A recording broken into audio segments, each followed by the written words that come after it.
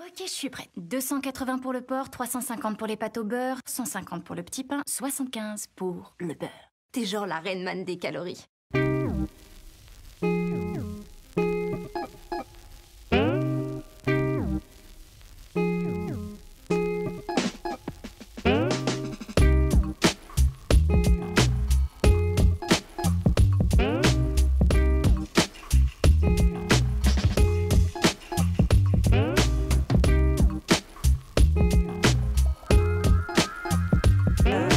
En fait, quand ma mère s'est aperçue que je me faisais vomir, donc je m'empressais le soir en rentrant de l'école de manger un maximum de choses avant qu'il rentre.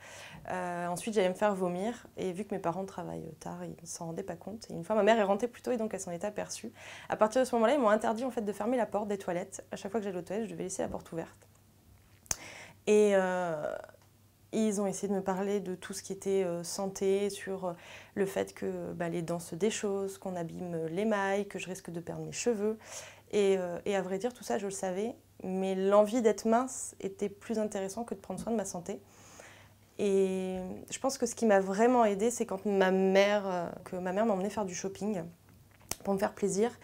Et elle m'a dit, vas-y, prends quelque chose à la boulangerie, mange quelque chose. Et en fait, j'ai senti à ce moment-là que je me faisais du mal à moi-même, mais surtout je faisais du mal aux autres. Et j'aime beaucoup mes parents. Et c'était pas possible pour moi de concevoir de blesser les autres. Donc je pense que dans ce cas-là, en tant que parent, ouvrir le dialogue et s'ouvrir, c'est sûrement déjà la première étape quand on pense que son enfant a des troubles du comportement alimentaire. Mon père est ambulancier, ma mère est infirmière, donc mon père rentre tard.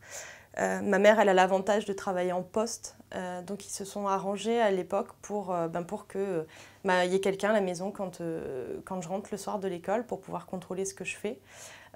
Ils m'ont suivi personnellement, vraiment dans l'échange. Ça s'est vraiment fait dans l'échange et je pense que l'avantage, c'est que j'étais pas tombée si loin dans la boulimie vomitive pour avoir besoin de consulter un médecin. En revanche, je pense qu'à un moment donné, il faut aussi consulter un médecin et consulter un médecin bienveillant, ce qui n'est pas le cas de tous les médecins aujourd'hui malheureusement. Il existe une association qui regroupe des médecins qui sont sensibilisés sur les troubles du comportement alimentaire, sur le surpoids et l'obésité. Ça s'appelle l'association GROS.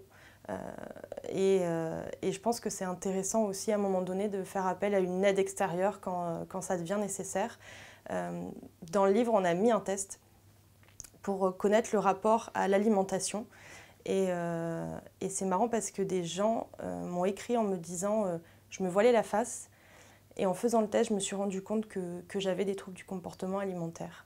Et je pense que c'est ça qui est important, c'est qu'en ouvrant le dialogue et en se posant la question, on peut aussi ouvrir les yeux. Comment tu fais pour manger? Je veux dire... Je vais pas te mentir, j'ai une putain de faim de taré.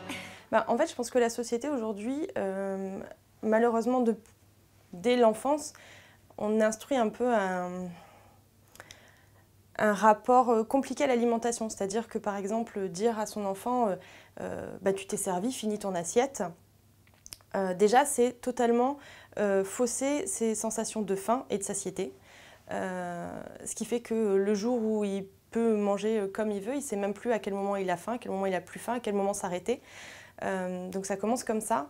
La société nous culpabilise de toute façon d'être gros. On a l'impression que quand on a des kilos en trop, c'est parce qu'on est fainéant, parce qu'on mange mal, qu'on ne sera pas bon à l'école. Et en fait, on a juste le rôle de la bonne copine rigolote.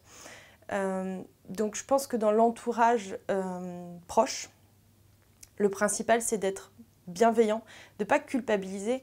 Ça ne sert à rien de dire à votre enfant que parce qu'il est gros, il ne réussira pas à l'école ou d'être sur son dos dès qu'il mange quelque chose, de diaboliser des aliments. Au contraire, je pense qu'il faut développer les sensations, développer les goûts pour assainir en quelque sorte la relation à l'alimentation, que ce soit pour des enfants qui ne mangent pas comme l'anorexie ou que ce soit dans l'hyperphagie ou la boulimie, c'est-à-dire reprendre en fait le contrôle sur la nature de la relation à une alimentation. Aujourd'hui, quand on dit on peut manger de tout, en petite quantité. C'est surtout qu'on peut manger de tout. Il n'y a pas un aliment qu'il faut diaboliser à n'importe quel âge. Après, en étant adulte, on peut choisir d'avoir un régime différent, mais en tant qu'enfant, le principal, c'est de lui faire connaître les sensations, de lui faire découvrir les aliments qu'il aime, les aliments qu'il n'aime pas, pour qu'il sache vraiment vers quoi se diriger.